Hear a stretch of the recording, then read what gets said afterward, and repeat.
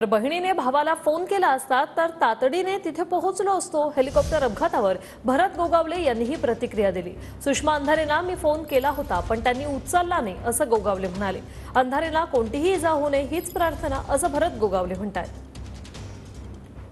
बहिणीने भावाला फोन केला असता तर मी तिथं पाण्याची सगळी व्यवस्था केली असती आणि तिची विचारपूस तिथं केली असती, परंतु त्यांनी आम्हाला काय फोन नव्हता केला।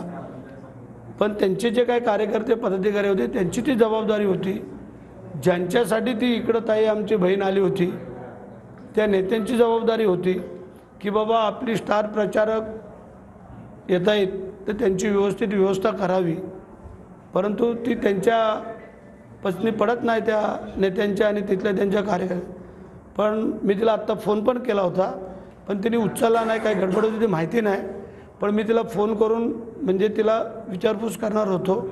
जशी ती सभेमध्ये माझं बऱ्याचशा वेळेला नाव घेत असते भरत भाऊ म्हणून, आणि तिने तिचं मी अभिनंदन करतो की एका मागच्या मुलाखतीत तिने बोलली, इतर बाकी आमदारांचं नाही सांगत पण भरत शेठचं जे काय कनेक्टिव्हिटी आहे मतदारसंघात तिची तिने मला दाद दिली, त्याबद्दल तिला धन्यवाद देतो।